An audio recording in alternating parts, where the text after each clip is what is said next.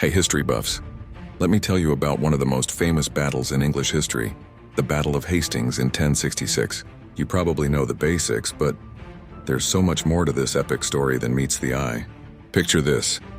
King Edward the Confessor dies without an heir, and suddenly England becomes the medieval equivalent of a hot property everyone wants to claim.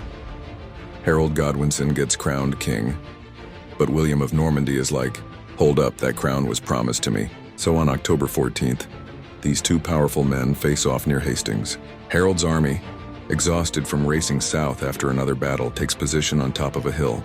William's forces, fresh and ready, gather below. What happens next has been told and retold for centuries. But here's where it gets interesting. How much of what we know about the battle is actually true? Take that famous arrow in Harold's eye. It's such a dramatic detail, right? But it first appeared in accounts years after the battle. Some historians think it was just medieval propaganda to make Harold's death seem more dramatic.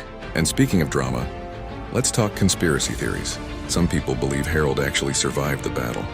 There's this wild story about him living out his days as a hermit in Chester. Another theory suggests the whole battle was an elaborate setup, with Harold and William secretly working together. The coolest part? New archaeological discoveries keep changing our understanding of what really happened that day. Recent findings suggest the battle might not even have taken place exactly where we thought it did.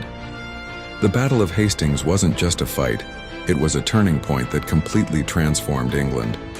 It brought Norman culture, language, and architecture, basically creating the England we know today. Pretty mind-blowing how one battle changed the course of history forever, isn't it?